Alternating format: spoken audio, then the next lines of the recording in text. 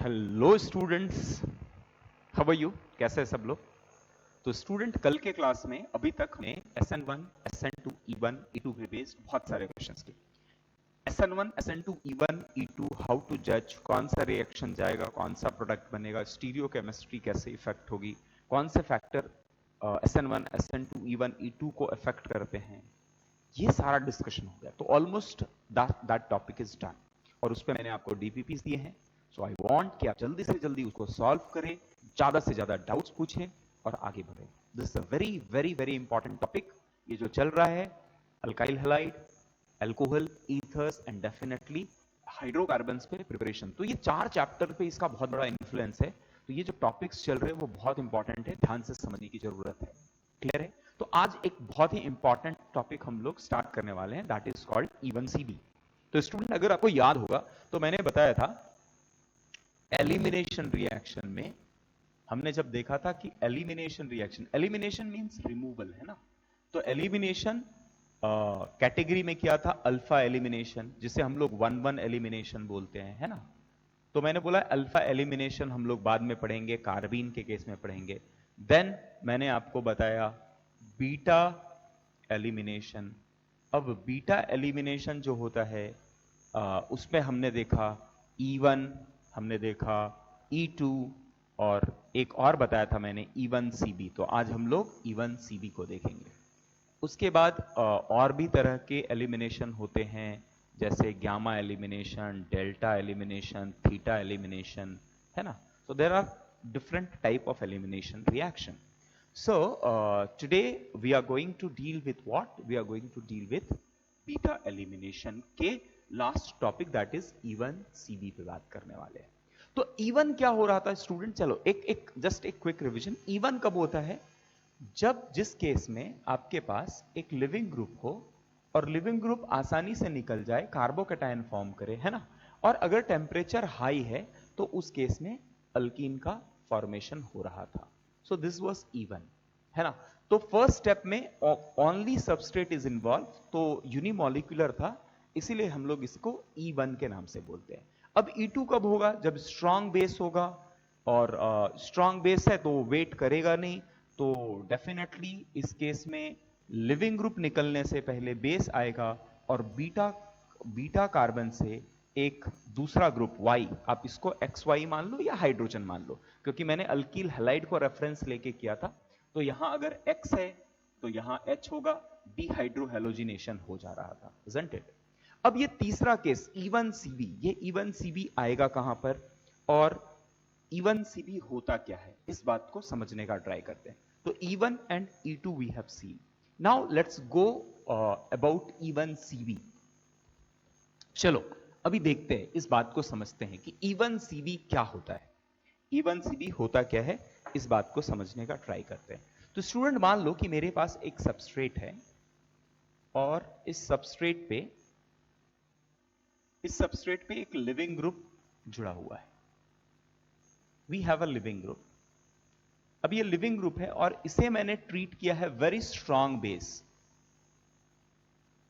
अ very strong base के साथ इसे ट्रीट किया है। तो अगर ये स्ट्रॉन्ग बेस है तो डेफिनेटली ऐसे केस में strong base will go and attack. अब देखो, अब दो बातें हैं। सबसे पहले, अगर ये लिविंग ग्रुप है और यहां पर बहुत ज्यादा हिंडर्ड है, ऐसा केस मान लेते हैं कि लिविंग ग्रुप जिस कार्बन पे जुड़ा हुआ है वो बहुत ज्यादा हिंडर्ड है, तो ये स्ट्रॉन्ग बेस यहां अटैक तो कर नहीं पाएगा, है ना। इनफैक्ट अगर ये बहुत ज्यादा हिंडर्ड नहीं भी होता, तो इस बात को समझो कि लिविंग ग्रुप बहुत ज्यादा मतलब ये carbon which contain leaving group, अगर ये बहुत ज्यादा हिंडर्ड नहीं भी होता और आपने बहुत स्ट्रॉन्ग बेस डाल के रखा है, अब ये स्ट्रॉन्ग बेस अटैक तो करना चाहेगा, बट ये लिविंग ग्रुप की निकलने की टेंडेंसी बहुत कम है। तो ऐसे केस में ये अटैक हो पाना, SN2 हो पाना बहुत मुश्किल है। बेस ने कार्बन पे अटैक किया जहां पर लिविंग ग्रुप जुड़ा हुआ है, ऐसे कार्बन को अल्फा कार्बन बोलते हैं। अल्फा कार्बन पे अटैक किया और लिविंग ग्रुप को निकाल दिया, तो वो क्या कहलाता है? SN2। अगर ये बहुत ज्यादा हिंडर्ड है तो SN2 तो होगा नहीं, लेकिन इनफैक्ट अगर लिविंग ग्रुप बुरा लिविंग ग्रुप है तो वैसे केस में भी SN2 बहुत मुश्किल हो जाएगा। क्लियर है? बहुत मुश्किल हो जाएगा, क्योंकि ये जो स्टेप होगा that will B RDS। SN2 is a single step. अब सिंगल स्टेप में लिविंग ग्रुप का निकलना अगर बहुत मुश्किल है तो ये बहुत स्लो होगा, तो RDS जो है वो बहुत स्लो हो जाएगा, isn't it? तो जो एकदम स्लो, बहुत स्लो स्टेप हो जाता है, बहुत स्लो हो जाएगा, तो वो स्टेप होने की टेंडेंसी जो है वो बहुत कम हो जाएगी। क्लियर है? तो ये हो पाना बहुत मुश्किल है। अब ऐसे केस में अब मान लो, हाँ, अब लिविंग ग्रुप, यहां पर क्राइटेरिया क्या है कि मैंने स्ट्रॉन्ग बेस तो डाला है, और ये लिविंग ग्रुप अगर मेरा बहुत पुअर लिविंग ग्रुप है, very poor leaving group, very poor leaving group, what I am saying कि मेरा स्ट्रॉन्ग बेस है, SN2 क्यों नहीं दिखा सकता है? क्योंकि this leaving group is a very very poor leaving group. तो ऐसे केस में क्या करेगा? It will come and it will abstract hydrogen from beta carbon, beta carbon से हाइड्रोजन निकाल लेगा। क्लियर है? बीटा कार्बन से हाइड्रोजन निकालेगा। अब बीटा कार्बन से हाइड्रोजन निकालेगा, आप बोलेगे सर यही केस तो E2 में हो रहा था, बीटा कार्बन से हाइड्रोजन निकल रहा है, जैसे बीटा कार्बन से हाइड्रोजन निकलता है तो वैसे एक यहां नेगेटिव चार्ज का जनरेशन होता है। अब ये जो नेगेटिव चार्ज है, ये जो नेगेटिव चार्ज है वो क्या करता है? वो लिविंग ग्रुप के एंटी बॉन्डिंग ऑर्बिटल, जो कार्बन लिविंग ग्रुप से जुड़ा हुआ उसके एंटी बॉन्डिंग ऑर्बिटल पे इलेक्ट्रॉन ऐड करना स्टार्ट करता है। अब जब ये स्टार्ट होता है तो स्लोली एंड ग्रेजुअली ये निकलता है। This mechanism is E2। तो बोला सर ये फिर E2 क्यों नहीं जा रहा है? तो इसका लॉजिक समझो। अगर लिविंग ग्रुप बहुत अच्छा है तो इस केस में जैसे ही बेस ने बीटा कार्बन के हाइड्रोजन को निकाला, नेगेटिव चार्ज यहां आएगा, नेगेटिव चार्ज इसको चला जाएगा and leaving group will move out. But ये कब पॉसिबल होता है? जब लिविंग ग्रुप आपका बहुत अच्छा लिविंग ग्रुप हो। ये कब पॉसिबल है? जब लिविंग ग्रुप आपका बहुत अच्छा लिविंग ग्रुप हो। अगर लिविंग ग्रुप बहुत बुरा लिविंग ग्रुप है, लिविंग ग्रुप बहुत बड़ा बुरा लिविंग ग्रुप है, तो उस केस में जब तक हाइड्रोजन निकल के बाहर आ जाएगा तब तक लिविंग ग्रुप आपका बाहर नहीं निकलेगा। ये इलेक्ट्रॉन सप्लाई करने का ट्राई करेगा। Bad leaving group means it doesn't want to leave this carbon. तो ये नेगेटिव चार्ज यहां तो आ गया है और ये ट्राई कर रहा है देने का, बट लिविंग ग्रुप इतनी आसानी से नहीं निकल रहा है। क्लियर हुआ? ये बात समझ में आया? What is E1CB? E1CB एक ऐसा केस है जहां पर आपका leaving group will be a very very poor leaving group, और आपने जब उसे स्ट्रॉन्ग बेस के साथ ऐड कर दिया है, a substrate having very poor living group when added to a strong base, at that time strong base will abstract hydrogen from beta position, क्योंकि लिविंग ग्रुप पे अटैक करके इसको निकाल पाना उसके लिए मुश्किल है। तो क्या करेगा? बहुत स्ट्रॉन्ग बेस है तो वो हाइड्रोजन निकाल लेगा। अब जब हाइड्रोजन निकाल लेगा तो ऐसे केस में नेगेटिव चार्ज जनरेट हो जाएगा। किस जगह पे स्टूडेंट? नेगेटिव चार्ज जनरेट हो जाएगा बीटा कार्बन पे, बीटा कार्बन पे नेगेटिव चार्ज जनरेट हो जाएगा, लेकिन तब तक आपका लिविंग ग्रुप बाहर नहीं निकला है। तो एक इंटरमीडिएट ये फॉर्म होगा जिसका लाइफ स्पैन बहुत छोटा रहेगा, but this intermediate will be form. तो क्या बनेगा आपको? यहां एक कार्बेनियन ऑफ सबस्ट्रेट फॉर्म हो जाएगा, carbanion of substrate at beta position will be form. तो पहले स्टेप में क्या होगा? बेस विल गो और बीटा पोजीशन से हाइड्रोजन निकाल लेगा और हाइड्रोजन निकल जाएगा। What is the difference between E1CB and E2? E2 के केस में लिविंग ग्रुप बहुत अच्छा होता है, जैसे बीटा पोजीशन पे हाइड्रोजन निकलता है वैसे it accept electron from the beta position and leaving group moves. तो वो साइमल्टेनियसली होता है, हाइड्रोजन जैसे जैसे निकलता है वैसे वैसे लिविंग ग्रुप भी निकलता है, क्योंकि लिविंग ग्रुप अच्छा लिविंग ग्रुप होता है। लेकिन अगर living group is a poor leaving group, तो जब तक कार्बेनियन बन गया है तब तक आपका Lg जो है उसे नेगेटिव चार्ज को एक्सेप्ट करने की टेंडेंसी इसकी बहुत कम होती है, तो नेगेटिव, प्योर नेगेटिव चार्ज बन जाता है और तब तक लिविंग ग्रुप आपका बाहर निकल नहीं पाता है। सो एक कार्बेनियन का फॉर्मेशन होता है एट बीटा पोजीशन। अब जब ये कार्बेनियन फॉर्म हो चुका है स्टूडेंट, कार्बेनियन फॉर्म हो चुका है, तो अब इसके बाद slowly and gradually it will force this leaving group to move out. So this step जहां पर carbanion negative charge will force the very poor leaving group to move out, it will be RDS. ये आपका RDS होगा, ये slow होगा। Strong base beta position से hydrogen निकाल लेगा and this will be acid base reaction, ये आसानी से हो सकता है। लेकिन कार्बेनियन बनने के बाद लिविंग ग्रुप का निकल पाना बहुत मुश्किल है, क्योंकि वो बहुत बुरा लिविंग ग्रुप है। और ऐसे केस में this carbanion will force this leaving group to move out and this step will be very very slow and it will be RDS. और फाइनली आपको क्या मिलेगा, आपको इस जगह पे अल्कीन का फॉर्मेशन हो जाएगा, है ना। अब इस रिएक्शन को हम लोग बोलते हैं E1CB। Why we call this as E1CB, सबसे पहले समझते हैं व्हाट इज E1CB। तो E1 आप सब जानते हैं, E1 हमने पढ़ा हुआ है। E1 is elimination unimolecular.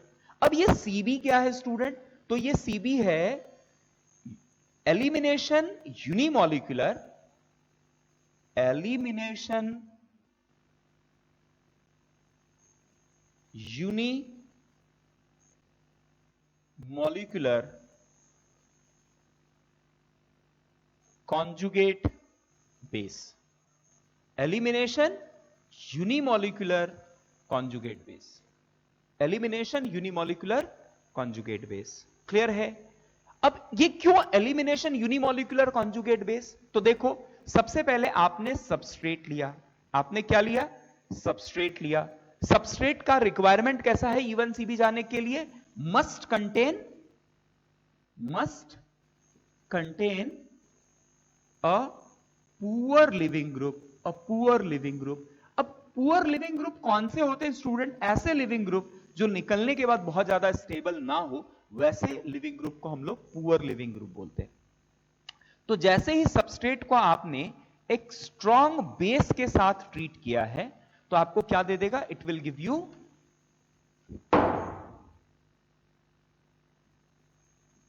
जैसे ही आपने इसे स्ट्रॉन्ग बेस के साथ किया है, तो ये कार्बेनियन जनरेट करेगा।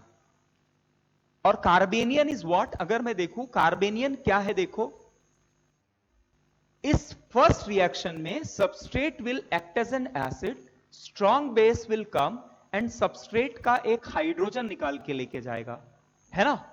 जैसे इस केस में इसका हाइड्रोजन बेस लेके गया, तो ये मेरे एसिड की तरह काम कर रहा है। और जो ये फॉर्म हो रहा है, can I call this as a conjugate base. Substrate से जो कार्बेनियन बन रहा है, that is conjugate base. So carbanion formed is called as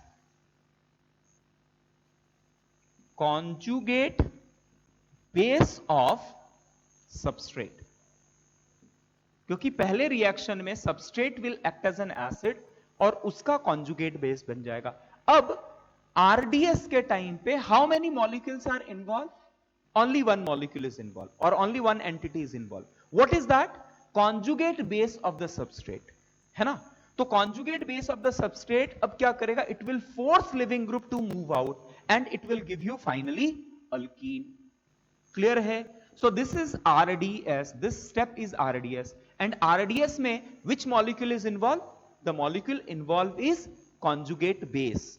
And how many molecules are involved, only one, the conjugate base. Therefore this is unimolecular conjugate base, elimination involving unimolecular conjugate base. So elimination unimolecular because one entity is involved and that entity is nothing but conjugate base. Such reactions are called as E1CB.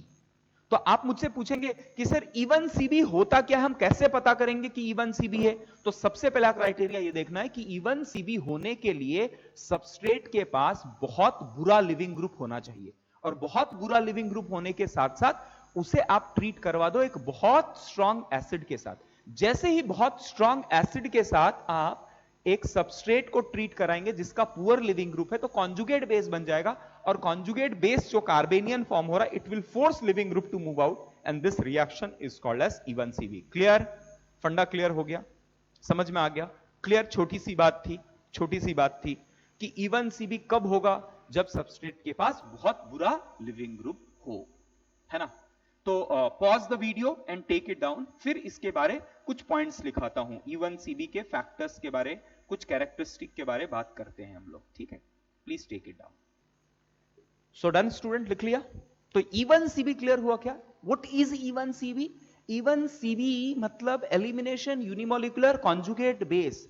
ऐसा elimination, ऐसा E one elimination जिसमें conjugate base involve हो, उसको even CB कहते हैं। और even CB होने का रिक्वायरमेंट क्या है? Leaving group must be very poor leaving group. तो चलिए थोड़े कैरेक्टरिस्टिक ऑफ इवन सीबी लिखते हैं कि क्या होता है इवन सीबी में।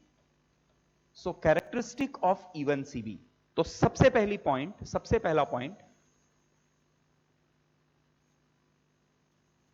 अगर आप कैरेक्टरिस्टिक ऑफ इवन सीबी की बात करें, कैरेक्टरिस्टिक ऑफ इवन सीबी की बात करें, सो सबसे पहला बात कि लिविंग ग्रुप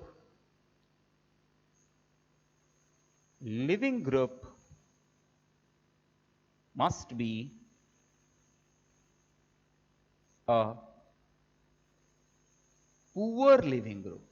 कैसा होना चाहिए? It should be a poor leaving group. अब पुअर लिविंग ग्रुप किसे बोलते हैं? चलो थोड़ा लिस्ट कर देते हैं। पुअर लिविंग ग्रुप का लिस्ट ले लो। कब कब आपको इवन सीबी लगाना है?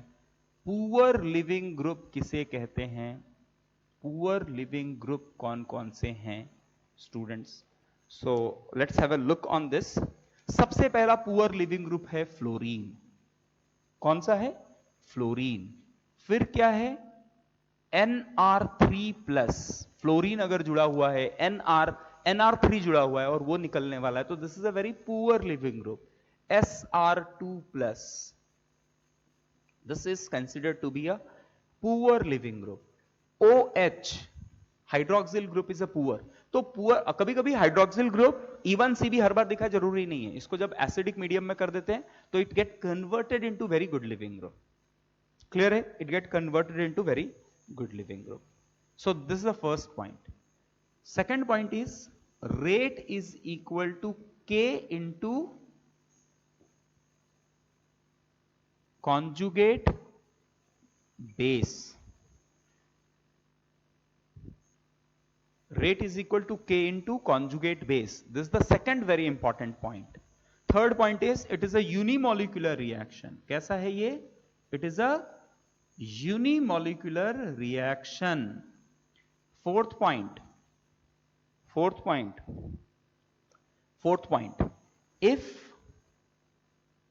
if two or more beta carbon contain hydrogen atom, then most stable carbanion is formed as measure product. Fifth point, no rearrangement. No rearrangement. Rearrangement possible नहीं है। And the sixth point is what? Sixth point क्या है student? कि strong base is required. Very very strong base is required. In fact very strong base is required. I think other than fourth सब कुछ clear होगा। Fourth point क्या है? ध्यान से सुनो, ये बहुत इंपॉर्टेंट बात बता रहा हूं। फोर्थ पॉइंट क्या कह रहा है? ध्यान से सुनिए। फोर्थ पॉइंट कह रहा है कि अज्यूम करो कि आपके पास कुछ ऐसा हो, CH3, CH2, CH, CH3 और यहां है फ्लोरीन, और मैंने इसे ट्रीट कर दिया है बहुत ही स्ट्रॉन्ग बेस से, लाइक NH2- से या CH3O- से। अब this is a very poor leaving group. So this is alpha, this is β1, this is β2, है ना? अब ये जो स्ट्रॉन्ग बेस है, या तो β1 से हाइड्रोजन निकाले या तो β2 से हाइड्रोजन निकाले। तो अब ये पहले स्टेप पे जब कार्बेनियन फॉर्म हो रहा है तो दो कार्बेनियन पॉसिबल है। अगर बीटा 2 से कार्बेनियन निकाले तो जो कार्बेनियन फॉर्म, हाइड्रोजन निकाले तो जो कार्बेनियन फॉर्म होगा वो ये फॉर्म होगा। क्लियर है ना?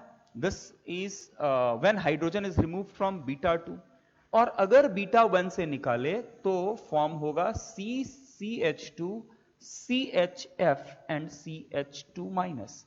Now can you suggest, if I'm calling this as X and I'm calling this as Y, so can you suggest student कि X और Y में ज्यादा स्टेबल कौन होगा, ज्यादा फॉर्म होने की टेंडेंसी किसकी होगी? तो कार्बेनियन, दिस, तो वो किस पे डिपेंड करेगा? स्टेबिलिटी ऑफ कार्बेनियन पे। सो विच कार्बेनियन इज मोर स्टेबल, X और Y? तो हमें पता है कि नेगेटिव चार्ज में जितना ज्यादा सराउंडिंग होता है उतना ज्यादा अनस्टेबल होता है, तो ये सप्लाई करेगा तो ये इसको अनस्टेबल करेगा, जबकि इस केस में इसका कोई सराउंडिंग नहीं है, सो ये मोर स्टेबल, सो ये ज्यादा फॉर्म होगा, ये मेजर प्रोडक्ट के लिए कंट्रीब्यूट करेगा। क्लियर है? समझ गया ये बात? कुछ दिक्कत? चलो, तो अब ये E1CB का थ्योरी हो गया। So pause the video and take it down. सबसे पहले लिख लीजिए इन सारी बातों को, फिर we will solve few problem based on E1CB। कीजिए स्टूडेंट, लिखिए इसे। सो डन स्टूडेंट, हो गया। चलिए अभी इस पे कुछ क्वेश्चंस कर लेते हैं, है ना? तो E1CB देखो, अब ना आप ये मत सोचना कि मैं जो क्वेश्चंस दे रहा हूं उसमें केवल E1CB लगेगा, वहां SN1, SN2, E1, E2 कुछ भी लग सकता है। आप पहले चेक करो कहां E1CB लग सकता है और फिर E1CB यूज करो। क्लियर?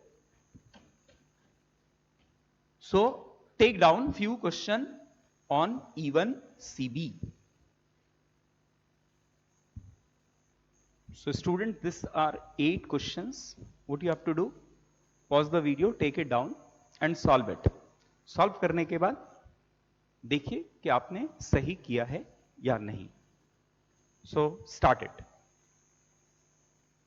So done, हो गया। तो पहला केस, फर्स्ट केस में क्या ये E1CB के लिए जाएगा? सबसे पहले मैं ऐसा नहीं सोचूंगा, क्योंकि अभी मैं ये E1CB पढ़ रहा हूं तो मैं ऐसा सोच रहा हूं क्या ये E1CB के लिए जाएगा। बट आप सबसे पहले कैसे सोचने का ट्राई करो कि ये सबस्ट्रेट कैसा है। ये एक सबस्ट्रेट अल्कील हैलाइड है ना? अब अल्कील हैलाइड है तो यहां पर हो गया डेल प्लस और यहां हो गया डेल माइनस। अच्छा, लिविंग ग्रुप कैसा है? Poor leaving group. Poor leaving group इससे पहले हमें कहीं नहीं मिला। पुअर लिविंग ग्रुप केवल E1CB के केस में मिला। स्ट्रॉन्ग बेस है, यस स्ट्रॉन्ग बेस है, तो क्या ये E1CB के लिए जा सकता है? हां। तो ये हो गया मेरा alpha, this is my alpha, this is beta 1, this is beta 2 and this is beta 2, है ना? तो टेल मी कि इस केस में ज्यादा स्टेबल कार्बेनियन कहां बनेगा, बीटा 1 पे या बीटा 2? तो अगर मैंने हाइड्रोजन निकाला सबसे पहले और हाइड्रोजन निकालने के बाद अगर मैंने बीटा 1 से निकाला, so this will be the carbanion that will be form, और अगर मैंने बीटा 2 से निकाला, so this will be the carbanion that will be form. What do you think, which one is more stable? तो primary carbon पे carbanion negative charge is more stable, तो ये हो जाएगा मेजर और ये आ जाएगा माइनर, है ना? अब इसके बाद एलिमिनेशन होगा, E1CB का कॉन्जुगेट बेस बन गया है, अब एलिमिनेशन होगा। अब एलिमिनेशन होगा मतलब it will give electron and it will remove this leaving group. तो मैं माइनर को हटा देता हूं, मैं डायरेक्टली मेजर प्रोडक्ट के बात करते हैं, ठीक है ना? माइनर प्रोडक्ट पे बात नहीं करते, माइनर आपको समझ में आ रहा होगा। तो फिर क्या हो जाएगा इस केस में? The product you will be getting over here will be this Hofmann, है ना? हॉफमैन जो होगा वो मेजर प्रोडक्ट होगा, लेस सब्स्टिट्यूटेड। अगर बीटा 2 से निकालते तो प्रोडक्ट क्या बनता? प्रोडक्ट बनता इस तरह से, और ये मेजर, ये सेटजेफ हो जाता, सेटजेफ और ये हॉफमैन। तो E1CB के टाइम पे can I say Hofmann product will be major product, Saytzeff major नहीं होगा। इससे पहले जितने रिएक्शंस पढ़े थे हमने देखा था कि सेटजेफ प्रोडक्ट जो था वो मेजर प्रोडक्ट बन रहा था। क्यों सेटजेफ प्रोडक्ट? क्योंकि उस केस में मोर सब्स्टिट्यूटेड अल्कीन जो फॉर्म हो रहा था वो ट्रांजिशन स्टेट में ज्यादा स्टेबिलिटी वो प्रोवाइड कर रहा था। तो जिसकी स्टेबिलिटी ज्यादा होगी ट्रांजिशन स्टेट में, उसका हो पाना उतना आसान है। तो जो जितना आसानी से हो सकता है that will give you major product. तो यहां सेडजेक प्रोडक्ट होने के लिए कार्बेनियन बनना यहां बहुत मुश्किल है, लेकिन इस जगह पे कार्बेनियन बनना बहुत आसान है, and Hofmann product will be major product. Similarly second question में बात करें स्टूडेंट, तो again fluorine is a bad leaving group, so this is alpha, this is beta 1। अब यहां बीटा 2 है क्या?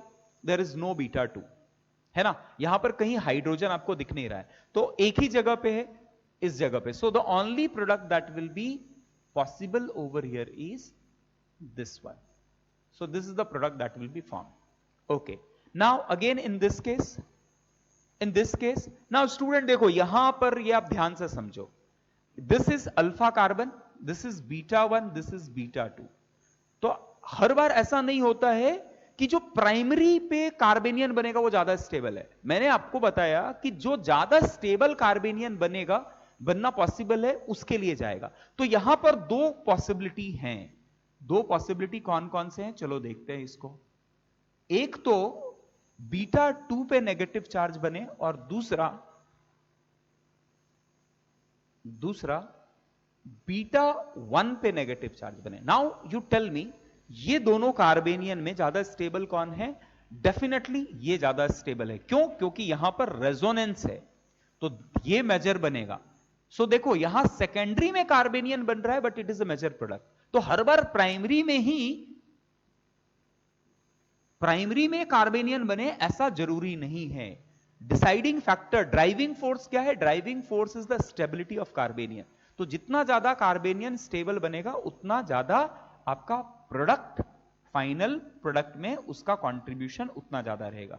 तो in this case this will be the major product, है ना, कॉन्जुगेटेड सिस्टम बन जाएगा। In this case, again, this is alpha, this is beta 1, and this is beta 2. अब beta 1, beta 2 में स्टूडेंट beta 1 पे negative charge will be more stable, तो कहना इसे यहां पर द प्रोडक्ट जो आपको मिलेगा this will be the product, है ना। चलिए क्वेश्चन नंबर 5 पे आइए। OH या OH ले लो या फ्लोरीन ले लो, OH is again a poor leaving group, और यहां मैंने क्या दिया? OH के साथ बेस दिया है। अब OH के साथ बेस दिया है, so definitely this will not be, अच्छा चलो OH ना देके स्टूडेंट, क्योंकि यहां भी OH है यहां भी OH है, थोड़ा मैं इसको चेंज कर देता हूं, let's take it as SR2+। SR2+ is also a very poor leaving group, है ना। तो अब OH minus, this is alpha, this is beta 1 and this is beta 2, है ना। बीटा 1 बीटा 2 से कहां से हाइड्रोजन निकालना प्रिफर करेगा? उस जगह से प्रिफर करेगा जहां पर कार्बेनियन बनने के बाद उसकी स्टेबिलिटी ज्यादा हो। तो यहां पर बीटा 1 और बीटा 2 से आपको दो तरह के इंटरमीडिएट पॉसिबल हैं। तो बीटा 1 से अगर निकले, बीटा 1 से अगर H+ निकाले OH minus, so the carbanion you will be getting is this. जबकि बीटा 2 से अगर निकाले PHC double bond O, CH minus CH, CH3 and SR2+। तो टेल मी, ये कार्बेनियन ज्यादा स्टेबल है या ये कार्बेनियन ज्यादा स्टेबल है? डेफिनेटली दिस वन, क्योंकि यहां पर रेजोनेंस है और इस जगह पे कुछ भी नहीं है, तो ये हो जाएगा मेजर और ये हो जाएगा माइनर। तो ये बहुत टिपिकल एग्जाम्पल है। लोग कैसे समझ लेते हैं कि नेगेटिव चार्ज कहां बनाना है? प्राइमरी पे। हर बार प्राइमरी पे नहीं बनेगा। इसके पीछे का कारण क्या है? ड्राइविंग फोर्स क्या है? कार्बेनियन उस जगह पे बनेगा जिस जगह पे कार्बेनियन ज्यादा से ज्यादा स्टेबल हो, है ना। Conjugate base, most stable conjugate base form होगा, तो this will be the case. अब यहां से finally it will give you what? PHC double bond O, CH double bond CH and CH3। This is the product you will be getting. Clear है? तो कितने हो गए? 1 2 3 4 एंड 5 क्वेश्चंस। तो मैं थोड़ा बोर्ड क्लीन करता हूं, है ना, जगह नहीं है।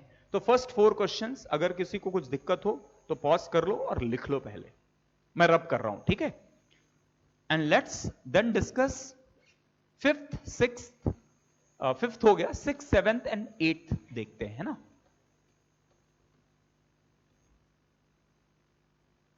चलिए, so next question is question number 6।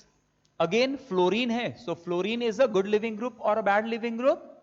Is a bad leaving group, है ना, और उसको ट्रीट किससे करा रहे हो आप? स्ट्रॉन्ग बेस के साथ, OH माइनस के साथ। So is a bad leaving group, this is alpha, this is beta 1, this is beta 2। Now tell me, beta 1 से हाइड्रोजन निकलना आसान होगा या बीटा 2 से? तो आप क्या करोगे? कार्बेनियन बना के देखोगे। सो डेफिनेटली अगर बीटा 2 से अगर हाइड्रोजन बाहर निकले, सो this will be the intermediate I will be getting, and beta 1 से अगर बाहर निकले, सो this will be the intermediate I am getting. तो ये कार्बेनियन बहुत अनस्टेबल होगा, बिकॉज यहां पर दो ऐसे मिथिल ग्रुप हैं जो इलेक्ट्रॉन सप्लाई कर रहे हैं, और यहां पर एक इथिल ग्रुप है जो सप्लाई कर रहा है। अच्छा, अब ये क्वेश्चन है कि सर इथिल ग्रुप ज्यादा इलेक्ट्रॉन सप्लाई करेगा या दो मिथिल ग्रुप करेंगे? तो ये सीधा डायरेक्टली इंडक्टिव इफेक्ट का आ गया, DNP rule, distance number power rule. तो number have more importance than power. यहां इथिल है और यहां दो मिथिल है, तो मिथिल ज्यादा इलेक्ट्रॉन सप्लाई करेगा। This is 3 degree. 3 degree carbanion की स्टेबिलिटी कम होती है एज कंपेयर टू 2 डिग्री। तो स्टेबिलिटी ये रहेगी, तो ये बन जाएगा आपका मेजर प्रोडक्ट। अब यहां से फाइनल प्रोडक्ट आपको मिलेगा बाय एलिमिनेटिंग फ्लोरीन। अब जब फ्लोरीन बाहर निकलेगा तो इस जगह पे डबल बॉन्ड मिलेगा। सो this will be the product you will be getting in the case of question number 6. Question number 7. Question number 7. Next question. Question number 7 काफी सिंपल क्वेश्चन है। Question number 7, double bond fluorine और यहां एक methyl group. So this is alpha, आप इसको treat करवा रहे strong base के साथ, strong base poor leaving group E1CB। तो this is alpha, this is beta 1, this is beta 2। चलो बताओ कहां पर कार्बेनियन बनेगा? नो डाउट यहां पर अगर कार्बेनियन बनेगा तो ये रेजोनेंस में आएगा। तो सीधी सी बात है, यहां अगर बनेगा तो कोई रेजोनेंस नहीं है, तो बीटा 1 वाला जो होगा वो मेजर प्रोडक्ट होगा, and what you will be getting as a final product, this will be your final product. Clear है? डन? चलो, now the last one, now the last one. अभी लास्ट वन में जो लिविंग ग्रुप है वो क्या है student? What is the leaving group? Nr3+, a very poor leaving group. Nr3+ a poor leaving group क्यों है? क्योंकि R3N is a strong base, है ना, तो निकलने वाला जो होना चाहिए वो वीक बेस होना चाहिए, है ना। कुछ भी जब लिविंग ग्रुप निकलते समय या तो लोन पेयर लेके जाएगा या तो माइनस चार्ज लेके जाएगा। अगर उस पे लोन पेयर या माइनस चार्ज स्टेबल है तभी वो निकलने के बाद बाहर स्टेबल रहेगा। And R3N, as we know, R3N is a very strong base, तो इसकी लिविंग एबिलिटी जो है वो बहुत कम होगी। क्लियर है? यहां तक तो क्लियर है। चलो अब इस क्वेश्चन को सॉल्व करते हैं। तो ये क्लियर हो गया सबको कि Nr3+ is a very very poor leaving group, क्योंकि Nr3 is a good base, strong base, तो वो लिविंग एबिलिटी उसकी बहुत कम रहेगी। तो हमारे पास जो सबस्ट्रेट दिया गया है, this is the substrate, and हमें यह पता लग गया कि this is a very very poor leaving group. कौन? ये पूरा पार्ट एक पुअर लिविंग ग्रुप है, और आप इसको ट्रीट करवा रहे हैं स्ट्रॉन्ग बेस के साथ। तो अब स्ट्रॉन्ग बेस क्या करेगा? बीटा पोजीशन से हाइड्रोजन निकालना चाहेगा जहां से लिविंग ग्रुप जुड़ा हुआ है। So this is alpha, call this as beta 2, call this as beta 1। अब बीटा 1 से अगर बाहर निकाले तो आपको क्या मिलेगा? CH2 minus CH, CH2, CH3 and NCH3 thrice plus, ये एक मिलेगा। और अगर बीटा 2 से बाहर निकाले तो बीटा 2 से बाहर निकलने के बाद the thing you will be getting is NCH3 thrice plus CH and CH3 minus, ये दो हो गए। अब बताओ इन दोनों में ज्यादा स्टेबल कौन है? सीधी सी बात है, 1 डिग्री यहां पर काफी ज्यादा स्टेबल है। यहां पर एक मिथिल ग्रुप इलेक्ट्रॉन सप्लाई करेगा, नेगेटिव पे अगर कोई सप्लाई कर दे तो उसको अनस्टेबल करता है ना। नेगेटिव पहले ही किसी कार्बन पे नेगेटिव चार्ज है और कोई उसको सप्लाई कर रहा है, तो भाई जिसपे नेगेटिव चार्ज है, जिसपे टेंशन है, नेगेटिव चार्ज इलेक्ट्रॉन टेंशन है, और आप इलेक्ट्रॉन दे रहे हो, तो वो तो काफी अनस्टेबल हो जाएगा। तो ये मेजर हो जाएगा और ये माइनर हो जाएगा। तो मेजर से यहां से फाइनल प्रोडक्ट मिलेगा। अब ये इलेक्ट्रॉन इसको सप्लाई करके this will move out, and what you will be getting? You will be getting CH2, CH, CH2 and CH3. So this is the major product. Clear? किसी को कुछ दिक्कत? थोड़े और क्वेश्चन करते हैं। चलो मैं आपको और 5 से 6 क्वेश्चन दूंगा and then we will end this class, है ना? Will end this class.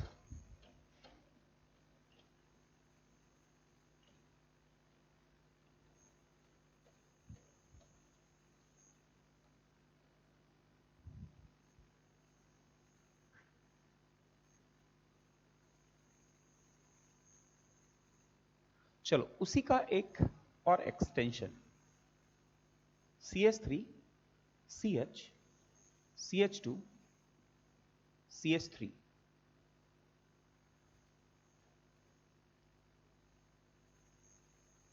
N plus CH3 CH3 CH2 and CH3 and OH minus.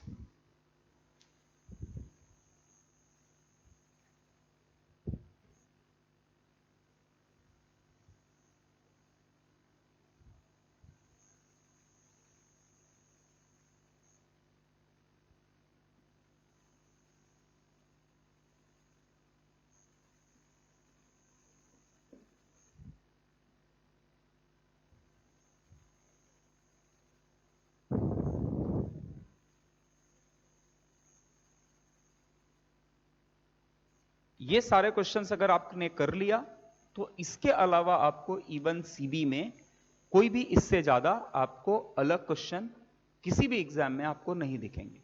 जो भी क्वेश्चंस करा रहा हूं अब इसके बाहर के कोई भी क्वेश्चंस आपको नहीं मिलेंगे, है ना?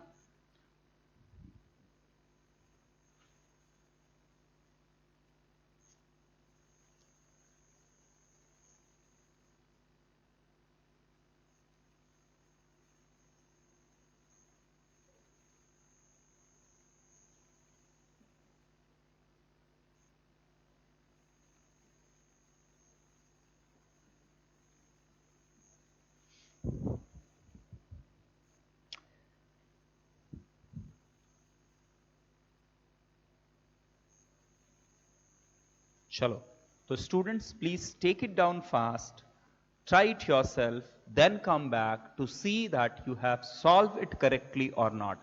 अब कम से बहुत सारे पहले ही 8-10 क्वेश्चन करवा दिए, थ्योरी बता दिया। अब ये 5 क्वेश्चंस जो आपको मैंने दिए हैं ये तो आपसे सॉल्व होने ही चाहिए, है ना? आपसे ये सॉल्व होने ही चाहिए। क्लियर है? चलो एक और 6th भी कर देता हूं। थोड़ा थोड़ा आपको थोड़ा सोचने में मजबूर करता हूं कि यहां क्या होगा। AgOH and heat. चलिए ये सॉल्व कीजिए 6 question and then come back fast. Take your time, solve it properly, then come back.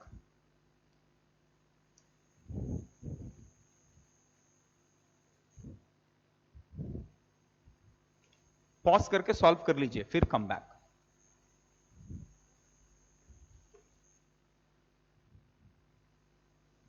Done हो गया? चलो सॉल्व करते हैं। बताओ मुझे पहले केस में आप देखो, अब यहां ना एक बहुत आपके दिमाग में एक क्वेश्चन आना चाहिए कि यार इसमें थोड़ा प्रॉब्लम है, इसमें थोड़ा प्रॉब्लम है। क्या प्रॉब्लम है समझते हैं। ये देखो, अगर ये ग्रुप को आप बोलो R1, ये बोलो R1, किसको मैं बोल रहा हूं? ये ग्रुप को बोलो R1, इसको बोलो R1। नाइट्रोजन CH3 को बोल दो R2, आपके पास 2 CH3 है तो दोनों 2 बार R2 लिख दिया। और इथिल ग्रुप को बोल दो R3, ठीक है ना? R1 R2 R2 R3। अब सवाल यह है कि सर लिविंग ग्रुप कौन होता है? लिविंग ग्रुप वो होता है, लिविंग ग्रुप इस केस में क्या होगा? NR3, NR3 प्लस साइन निकल जाएगा निकलते समय। अब सवाल यह है कि मैं किसको निकालूं? इन तीनों को निकालूं, इन तीनों को निकालूं, इन तीनों को निकालूं, किस जगह से मैं NR3 बाहर निकालूं? है ना? क्योंकि 4 R लगे हुए हैं, 4 अलग अलग तरह के R लगे हुए, ऐसे केस में किसको NR3 बना के बाहर निकालूं? यह बहुत इंपॉर्टेंट सवाल हो जाता है इस जगह पे। क्लियर है? तो सबसे पहले स्टूडेंट ऐसे केसेस में देखो, ऐसे केसेस में आपको क्या करना है, ध्यान से समझो। सबसे पहले नाइट्रोजन से जुड़ा हुआ कार्बन को हम लोग क्या कहते हैं? Alpha carbon. तो ये एक अल्फा कार्बन हो गया, उसके सामने ये बीटा हो गया, ये अल्फा हो गया, ये बीटा हो गया। Call this as beta 2, call this as beta 3, call this as beta 1। अब ये दोनों के पास तो बीटा है ही नहीं, तो डेफिनेटली अगर ये दोनों के पास बीटा नहीं है तो कभी भी स्ट्रांग बेस यहां से तो हाइड्रोजन निकालेगा नहीं। हाइड्रोजन कहां से निकलता है? ऑलवेज बीटा पोजीशन से बाहर निकलता है। तो ये दोनों तो हमेशा से निकलने वाले ग्रुप में रहेंगे। R3 जो रहेंगे, मतलब CH3 नाइट्रोजन के साथ जुड़ा हुआ है तो वो तो बाहर निकलेगा, है ना। अब सवाल ये है कि मेरे पास दो ऐसे ग्रुप हैं जिसका बीटा निकल सकता है, जिसके नेगेटिव, जिससे बीटा से हाइड्रोजन निकाला जा सकता है। तो चलिए ये तीनों केस को देखते हैं। यहां पर तीन तरह के कार्बेनियन फॉर्म होंगे, यहां पर तीन तरह के कार्बेनियन फॉर्म होंगे। कौन कौन से समझो। पहला कार्बेनियन फॉर्म होगा CH2 minus CHN plus CH3 and C2H5 and CH2 and CH3। ये कहां से निकला? बीटा 2 से। उसी तरह बीटा 3 से एक कार्बेनियन फॉर्म होगा CH3 CH minus CH3 N CH3 and C2H5। तीसरा जो कार्बेनियन होगा, the third carbanion that will be formed over here is CH3 CH2 CH3 and N CH3 plus CH2 and CH2 minus. हमारे पास तीन तरह के कार्बेनियन हो गए। नाउ आप सबसे पहले मुझे बताओ, इन तीनों में से सबसे ज्यादा स्टेबल कार्बेनियन कौन है? बता सकते हो? क्योंकि सबसे पहले base will abstract hydrogen from the beta carbon, जिस केस में कार्बेनियन ज्यादा से ज्यादा स्टेबल बने। तो देखो स्टूडेंट, ये वाला केस तो हमेशा से दिस विल बी, ये तो पॉसिबल नहीं है बिकॉज सेकेंडरी है। अब यहां पर हमारे पास दो केसेस है जहां पर प्राइमरी के साथ कार्बेनियन फॉर्म हो रहे हैं। हमारे पास ऐसे दो केसेस है जहां पर प्राइमरी के साथ कार्बेनियन फॉर्म हो रहे हैं। अब कैन यू टेल मी, इन दोनों के साथ अगर ऐसा कार्बेनियन, इन दोनों में ज्यादा स्टेबल कौन है? क्योंकि 1 degree carbanion, how you will compare 1 degree carbanion, है ना। दिस इज बीटा, ये भी 1 डिग्री है, ये भी 1 डिग्री है। तो ऐसे केस में आपको क्या करना है? अब 1 डिग्री कार्बेनियन है तो 1 डिग्री में तो कहीं से कोई सप्लाई नहीं हो रहा है।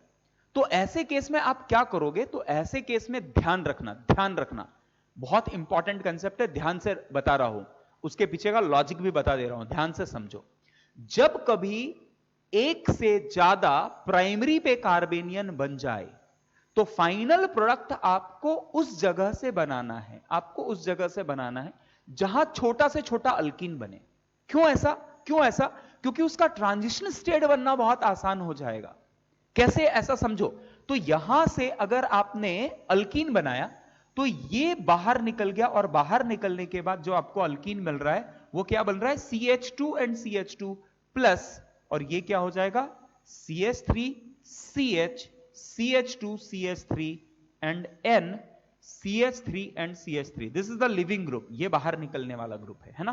तो छोटा अल्कीन, लेस सब्स्टिट्यूटेड अल्कीन जो होता है वो हॉफमैन का मेजर प्रोडक्ट होता है। जितना कम सब्स्टिट्यूटेड रहेगा वो उतना अच्छा हॉफमैन प्रोडक्ट है। किया है बात हमने इस पे। तो अगर आपके पास दो से ज्यादा अल्कीन बन सकते हैं, कार्बेनियन दोनों में प्राइमरी फॉर्म हो रहा है और दो से ज्यादा तरह के प्रोडक्ट पॉसिबल है, तो आपको वो प्रोडक्ट बनाना है एज ए फाइनल जो कि क्या है? लेस सब्स्टिट्यूटेड है। तो यहां पर आपको क्या मिल रहा है? इथीन मिल रहा है। तो इथीन में कोई सब्स्टिट्यूशन नहीं है। लेकिन अगर आपने यहां से इस ग्रुप को बाहर निकाला, सो आपको क्या मिलेगा? CH2 double bond CH, CH2 and CH3। ये क्या मिल गया आपको? ब्यूट 1 इन मिला, है ना। Can you tell me student, इस पे ज्यादा सब्स्टिट्यूटेड कौन है और लेस सब्स्टिट्यूटेड कौन है? तो इथीन लेस सब्स्टिट्यूटेड है, तो ये होगा आपका मेजर प्रोडक्ट और ये होगा आपका माइनर प्रोडक्ट। याद रख लो, ध्यान से समझ लीजिए। इससे पहले के केस में था कार्बेनियन, बहुत सारे कार्बेनियन में एक कार्बेनियन सबसे ज्यादा स्टेबल था, वो डिसाइड करता था कि फाइनल आपका फाइनल प्रोडक्ट अल्कीन क्या बनने वाला है। बट ऐसे दो आर ग्रुप जुड़े हो जहां पर अलग अलग कार्बेनियन बन सकते हैं, तो हमें मेजर प्रोडक्ट में वो अल्कीन बनाना है जो छोटा से छोटा हो, जो कम से कम सब्स्टिट्यूटेड हो। तो इस केस में ये बहुत इंपॉर्टेंट क्वेश्चन है, बहुत अच्छा क्वेश्चन है, ये आईआईटी का आया हुआ क्वेश्चन है। क्लियर? समझ गया ये बात? कुछ दिक्कत, कुछ परेशानी? चलो, तो ये एक इंपॉर्टेंट बात था। ये सारे क्वेश्चन में ये क्वेश्चन काफी इंपॉर्टेंट था जो आपको समझ में आना चाहिए था। रब करूं इसको? अगर पॉज कर लीजिए, लिख लीजिए इसको, ठीक है? वेरी इंपॉर्टेंट कंसेप्ट, नोट करके लिख लो कि हॉफमैन में जब दो से ज्यादा अल्कीन बन सकेंगे तो वो अल्कीन मेरा मेजर प्रोडक्ट होगा जो लेस सब्स्टिट्यूटेड अल्कीन होगा। Even CB will always give you Hoffman product as a measure product। और अगर एक से ज्यादा अल्कीन बन रहे हैं तो वो अल्कीन बनेगा जो लेस सब्स्टिट्यूटेड हो, वो मेजर प्रोडक्ट होगा। डन? क्लियर? चलो, let's come to the next question. Let's come to the next question. यहां पर डेफिनेटली दिस इज अल्फा, यहां कोई बीटा है ही नहीं, तो हमारे पास डेफिनेटली ये वाला निकल के बाहर होने वाला है।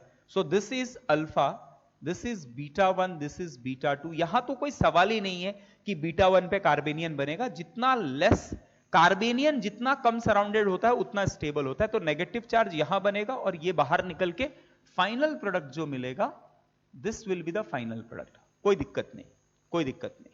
क्लियर है? सिमिलरली अब स्टूडेंट इस केस में ये देखो, ये अल्फा हो गया, ये अल्फा हो गया, ये अल्फा हो गया, ये बीटा वन बोल दो, ये भी बीटा वन, दोनों इथिल इथिल ग्रुप है, ये बीटा टू बोल दो। अब बताओ मुझे फाइनल प्रोडक्ट क्या मिलेगा? फिर से वही केस आ गया, फर्स्ट वाला केस। अगर अल्कीन बन सकता है तो वो अल्कीन मेजर प्रोडक्ट होगा जो लेस सब्स्टिट्यूटेड हो। तो बीटा वन और बीटा टू से कार्बेनियन बनने के चांसेस कहां ज्यादा रहेंगे? बीटा वन पे। एंड आपको जो प्रोडक्ट यहां मिलेगा वो बनेगा CH2CH2, एंड जो बाहर निकलता हुआ ग्रुप होगा वो आपको क्या दिखेगा? कुछ इस तरह का ग्रुप दिखेगा बाहर निकलता हुआ। परेशानी किसी तरह का नहीं। चलो, अभी इस नाइट्रोजन की बात करते हैं। तो ये नाइट्रोजन से कनेक्टेड जो है, this is alpha, this is alpha, this is beta, this is beta, this is alpha, this is beta. Call this as beta one, this is beta one, this is beta two. ये दोनों same है इसीलिए beta one. अब मुझे बताओ, beta one से निकलना ज्यादा आसान है या बीटा टू से? तो बीटा वन पे कार्बेनियन बनना ज्यादा आसान है या बीटा टू पे? बीटा वन पे ज्यादा है, क्योंकि वो लेस सराउंडेड है।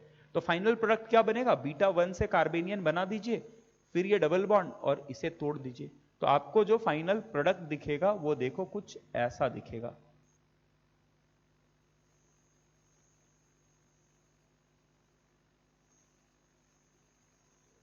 This will B product.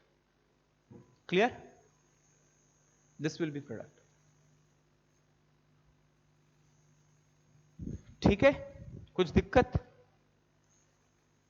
चलो, अब यहां this, in this case this is alpha, this is alpha, this is alpha, this is beta, this is beta, this is beta. अब सब बीटा एक जैसे, कहीं से भी निकालो कोई फर्क नहीं पड़ने वाला है। तो इस केस में जो फाइनल प्रोडक्ट होगा वो कुछ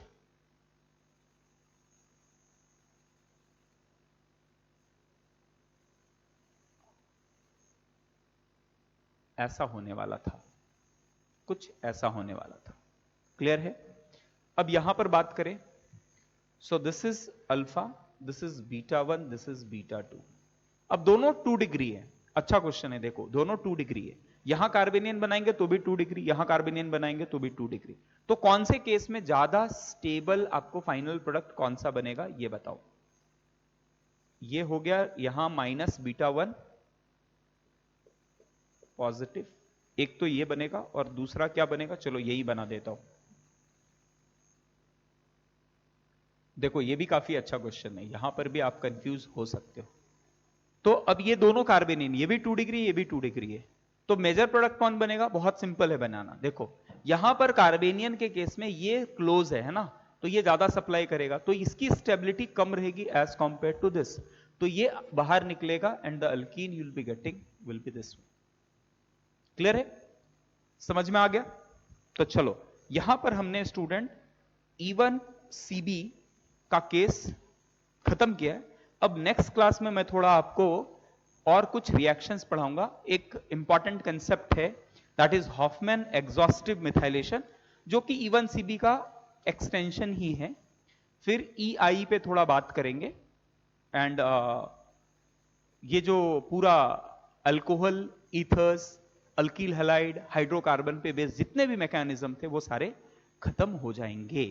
तो उसके बाद चैप्टर बाय चैप्टर थोड़े हमें कुछ क्वेश्चंस करने हैं। मैं क्या सोच रहा हूं कि एक आपको एक लिस्ट दूं कि हमने किस चैप्टर का क्या क्या टॉपिक कंप्लीट कर लिया और क्या टॉपिक जो है वो छूटा हुआ है। तो मैं 2 क्लास के बाद ये लिस्ट दूंगा, आप देखेंगे 90-95% थिंग्स आर डन। हमें बस उसको अब समझ के लेना है, देखना है और उस पर बहुत सारे क्वेश्चन सॉल्व करने हैं। कंसेप्ट आपके ऑर्गेनिक के तभी क्लियर होंगे जब आप क्वेश्चन सॉल्व करेंगे। जस्ट थ्योरी पढ़ने से कुछ भी नहीं होने वाला है।